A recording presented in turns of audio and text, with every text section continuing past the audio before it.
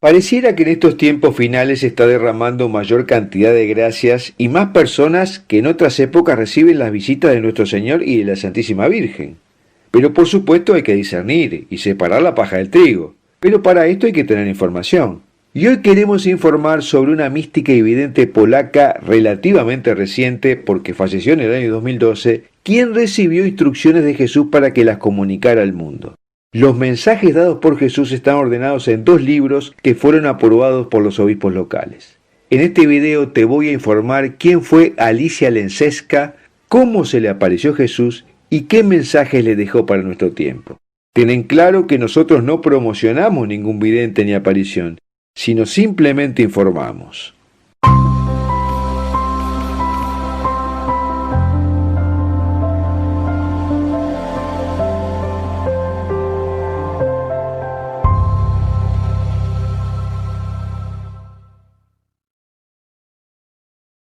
Alicia Lenseska nació en Varsovia, Polonia, en 1934.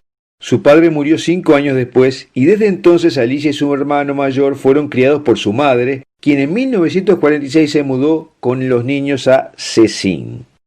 Allí Alicia estudió y se dedicó a la docencia, llegando a ser directora de una escuela. Y en 1984 ella y su hermano comenzaron a asistir a las reuniones de oración de la renovación en el Espíritu Santo y fue cuando se produjo su verdadera conversión, dejando de ser una católica tibia. En 1985, en un retiro para animadores, se le apareció Jesús. Dice que más real que cualquiera de las personas que estuvieran en la capilla.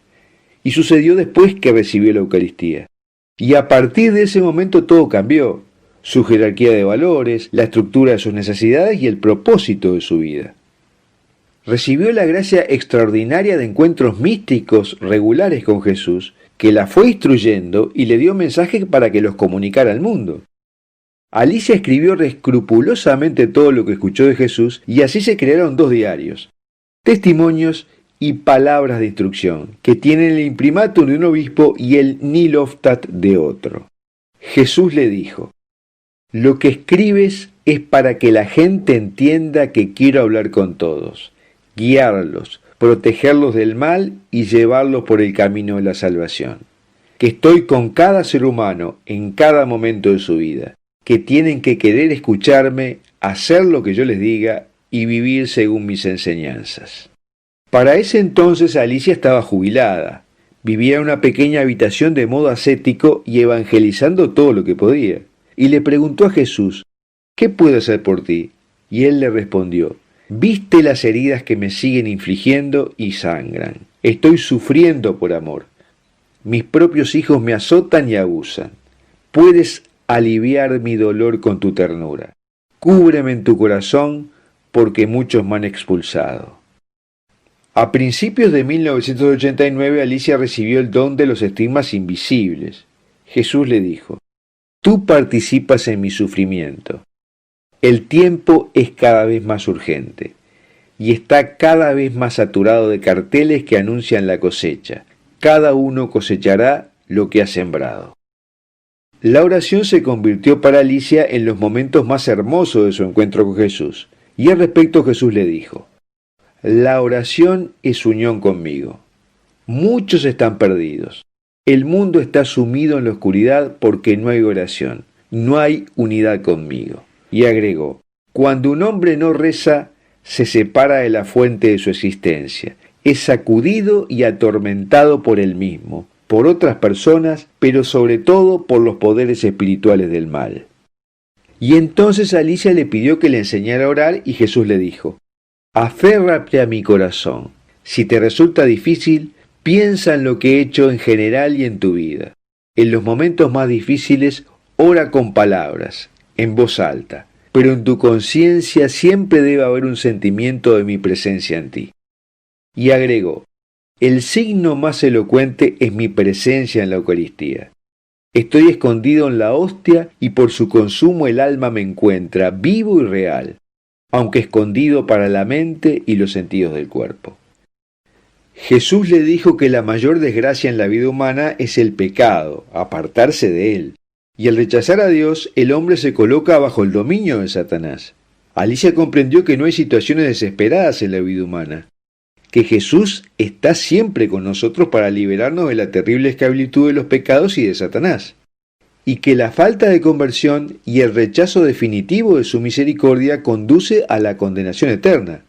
Y al respecto, durante todo ese tiempo hasta su muerte, Alicia fue expuesta a fuertes ataques del maligno que la agotaban físicamente y mentalmente.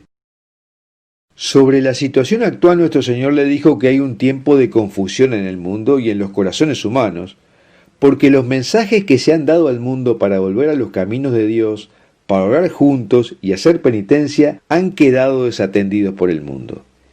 Y le hizo la siguiente revelación: los rayos de mi amor no pueden llegar a la tierra si no hay corazones que son la puerta que conecta al cielo y la tierra. A través de esos corazones humanos, salvo a otros corazones heridos de muerte. Jesús le mostró a Alicia la maldad en el mundo y en la iglesia, y le dijo: ¿ves que este mundo no puede seguir existiendo en tal estado? La concentración del mal ha crecido hasta sus límites finales en todas partes. El reino de Satanás está llegando a su apogeo y se acerca un tiempo de purificación. Y le informó que ese tiempo ya está aquí, y que debía prepararse porque el cambio y la purificación serán salvíficos, y entonces brillará la gloria de su victoria sobre el mundo. Y le agregó: no tengas miedo de este momento. El ataque final del mal será el momento de mi venida. Le pidió a Alicia que dijera que se acerca una nueva época, en la que el Espíritu Santo guiará directamente el corazón de sus hijos, y María los cuidará y velará con gran cercanía de corazón. Y también le expresó su intención de curación de su iglesia.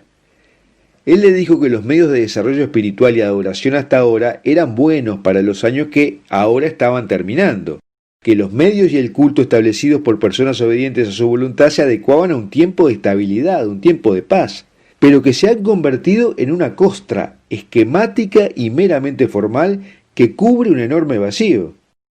Dijo que se acerca el momento de romper la costra que cubre los corazones, y concretamente expresó: solo tal fe y la relación conmigo los salvará en los días de purificación. Y le dijo que ha ordenado a sus hijos más fieles como sacerdotes en espíritu para los momentos que aguardan a la humanidad. Le habló también sobre que el objetivo de los secuaces de Satanás es engañar a tantas almas como sea posible y que esto afecta a todas las creaciones de Dios. Le dijo en concreto: el corazón es atacado por el orgullo, la vanidad, la crueldad, el miedo, el rechazo a la espiritualidad, la crudeza y el egoísmo. La mente está acosada por la necedad, la superficialidad, las ilusiones, la falsedad, la desconfianza y la ignorancia.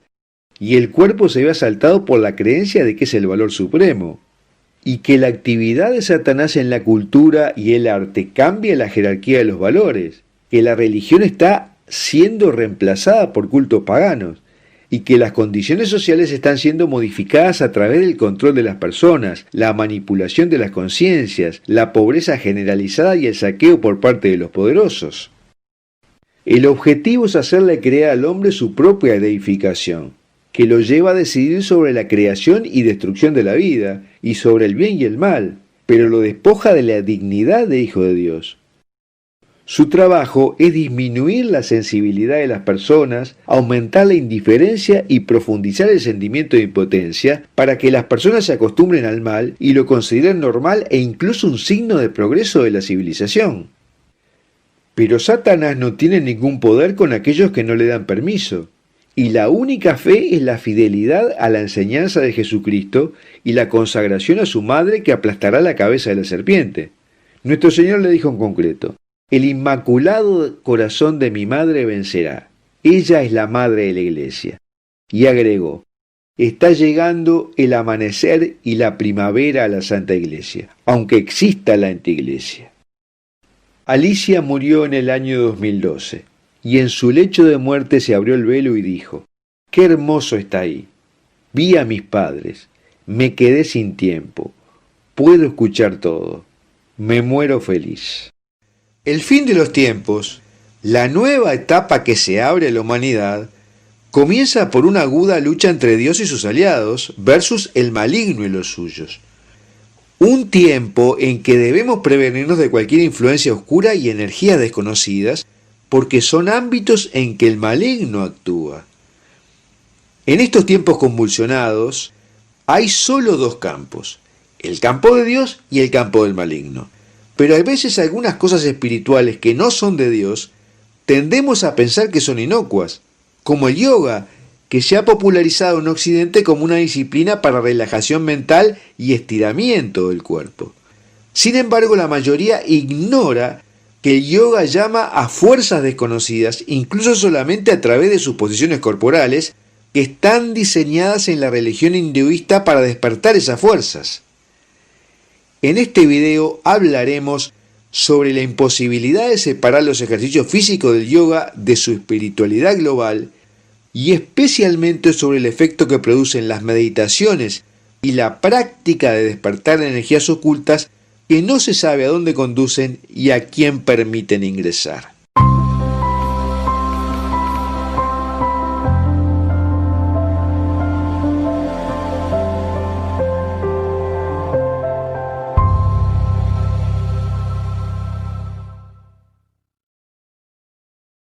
Hay que considerar que el yoga es una antigua religión pagana.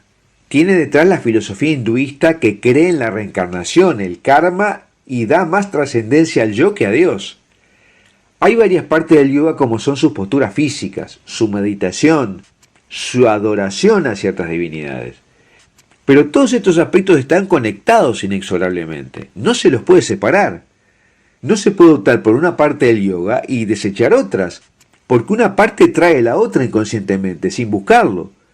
De tal forma que no se puede, por ejemplo, aislar su ejercicio físico de la meditación y del culto a divinidades que no son el Dios único del cristianismo. En Occidente, el yoga se ha convertido en la base del movimiento New Age, pero no ha perdido la lógica que está detrás de su liturgia, porque parte de esta liturgia son las posturas físicas que se llaman asanas. Los padres hinduistas predicaban que el yoga era una forma de aislarse de la existencia corporal y liberarse de los lazos de la vida mortal para dejar atrás el sufrimiento. Y que para superar el sufrimiento las personas necesitaban renunciar a las comodidades físicas y a los apegos. Los yogis antiguos creían que la atención desmedida hacia el cuerpo, hacia lo material, era un impedimento y distraía de la verdadera práctica que es la meditación. Sin embargo, esto se ha dado vuelta en Occidente, y nadie que practique yoga tiene la intención de liberarse de su cuerpo y de las gratificaciones que da. En cambio, lo conceptualizan como una forma de encontrar la paz, la felicidad y la salud en la vida cotidiana en medio del mundo. Esto se logra mediante la meditación, que se alcanza cuando se practican las posturas físicas o asanas. O sea que el yoga hoy en Occidente es visto como un repertorio de posturas físicas diseñadas para fortalecer y estirar el cuerpo, más un ejercicio de meditación y contemplación asociados. Y esto está llevando a que muchos tengan la fantasía de que pueden separar el repertorio de esos ejercicios físicos que consideran inocuos del resto de la espiritualidad. Y este es el error. ¿Dónde está la equivocación? Cuando se hacen estos ejercicios físicos, las posturas, los instructores llaman a la meditación, y esto se hace sobre el yo. Las preguntas centrales de meditación de los que practican yoga hoy en Occidente es ¿cuál es el propósito de mi vida? ¿Cómo obtener mi paz interna? ¿Qué es lo que realmente me hace feliz a mí? La primera dificultad con esto es que es una filosofía que se centra en uno mismo, como su propio Dios. Y en este sentido es diametralmente opuesto al cristianismo, que identifica un Dios externo a uno mismo al que debemos recurrir para solucionar nuestros problemas. La segunda dificultad es que el yoga no toma en cuenta al resto de las personas, ni siquiera a la familia. Su ideal es el hombre desconectado de la sociedad. Y esto es contrario al cristianismo, donde se concibe al ser humano como un hombre social inserto en una comunidad, dentro de la cual debe asistir al resto con su oración y apoyo para que alcance la salvación. Y la tercera dificultad es que las asanas son posturas que favorecen la meditación y la apertura de la mente y del cuerpo a energías que habitualmente están escondidas y que no se sabe a dónde conducen. Un caso típico es el despertar de la Kundalini, que produce estados alterados de conciencia, ya sea que se busque o no. Pero lo más temible de este despertar es la apertura de puertas a fuerzas que no están identificadas específicamente. El yoga está enfocado implícita o explícitamente a despertar la Kundalini, comenzando con las posiciones corporales y siguiendo con el método de meditación asociado a ellas. ¿Y qué es la Kundalini? En el hinduismo, Kundalini es en realidad una diosa que reside en la base de la columna vertebral y es despertada por la práctica del yoga. La Kundalini es el primero de los 7 chakras que tiene el cuerpo humano, que comienza en la base de la columna vertebral y llega hasta la cabeza. Si vas a internet y pones la palabra yoga, encontrarás que en la mayoría de los sitios que promocionan yoga mencionan a la Kundalini como el superpoder de nuestra vida, donde se centran todas las energías del cuerpo y la mente. Sea lo que sea la Kundalini, el yoga la trata de despertar. Y si originalmente en el hinduismo era una diosa, entonces probablemente sea una deidad que no responde al Dios que conciben los cristianos. Y todas las deidades que no responden al único Dios son expresiones para desconfiar. Y si vamos al extremo, serían expresiones del maligno según lo ha definido San Pablo. Considerando esto entonces, la práctica de despertar la Kundalini es simplemente una invitación a despertar en nosotros mismos entidades o energías que no sabemos bien qué son. Cuando se despierta la Kundalini, se producen una serie de efectos físicos muy importantes, como espasmos involuntarios, temblores, sensación de pesadez, de electricidad circulando en el cuerpo, visiones o sonidos, a veces deseo sexual disminuido o por el contrario aumentado notoriamente. Además, los que la han despertado hablan de dolores de cabeza, sensación de presión dentro del cráneo, aumento de la presión arterial y ritmo cardíaco irregular, y un largo etcétera que no vale la pena seguir mencionando porque con esto tenemos una idea. Tradicionalmente, la gente visitaba ashrams en la India para despertar su Kundalini, donde los maestros pueden controlar esto. Pero como el yoga se ha masificado en Occidente, el despertar de la Kundalini se hace en cualquier instituto de yoga. Pero si sabes algo sobre guerra espiritual, muchos de estos síntomas son señales de alerta sobre ataques y posesión demoníaca. Sin embargo, no estamos afirmando que la Kundalini es un demonio o que el yoga invoca al demonio, nada de eso.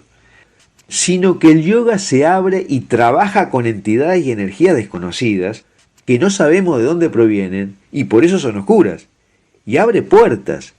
Y cuando uno se abre a entidades desconocidas, puede entrar cualquier cosa dentro de uno. Esto quiere decir que puede entrar el demonio por esta apertura de tus chakras que no puedes controlar. El padre Jordi Rivero, que ha estudiado en profundidad el tema, ha dicho que el cristiano no debe tratar de poner su mente en blanco, hacer mantras tipo hindú o tener experiencias extrasensoriales, porque al enemigo de Dios le fascina que la gente se relaje y ponga su mente en blanco cuando él está rondando. Una mente abierta a que entre cualquier espíritu sería fácilmente penetrada por el demonio. Y una ex bruja convertida al cristianismo llamada Beth ha dicho que en los cultos satánicos en que ella participó buscaban concentrar la energía para moverla de un lugar a otro, y que le enseñaron a usar el yoga para canalizar esas energías para hacer trabajos. Cada pose específica del yoga tiene un propósito de abrir y alinear tu espíritu y alma a diversas deidades y energías, y esto es canalizado por la Kundalini. Beth dice que ella fue instruida a pedir que esa energía entrara en su cuerpo a través de una serie de posturas específicas que son las asanas del yoga, y que luego serían canalizadas para poder alinearse con un poder externo. En resumen, el fin de los tiempos ha polarizado las posiciones, y debemos alejarnos lo más posible de energías desconocidas y de religiones que no adoran al Dios en el que creemos los cristianos. Y el yoga es un típico caso que abre puertas a energías desconocidas y está construida para adorar a dioses que no son el único dios conocido, como hemos visto. Una cepa más infecciosa del coronavirus se propaga por Asia. Es para inquietarse.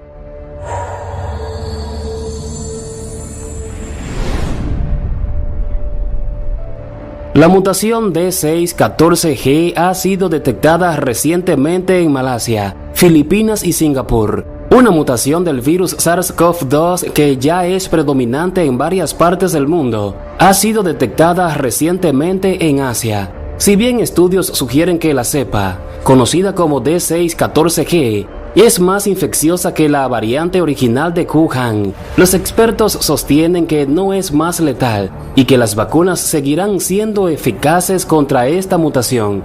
¿Dónde ha sido detectada? La mutación fue descubierta por científicos en febrero, circulando desde entonces por Europa y las Américas, según la Organización Mundial de la Salud, recoge Reuters. La semana pasada, el Centro de Genoma de Filipinas informó que la mutación, junto con el genotipo D614 original, se detectó en junio en una pequeña muestra de casos positivos de la ciudad Quezon, cerca de Manila. Si bien es posible que las muestras analizadas no representen el paisaje mutacional de todo el país, el domingo, el director general de salud de Malasia, Nur Hashim Abdullah, instó a la población a tener cuidado y tomar más precauciones, luego de que las autoridades detectaran la D614G en 2 grupos de pacientes. A su vez, Sebastian Moore-Strong, de la Agencia de Ciencia, Tecnología e Investigación de Singapur,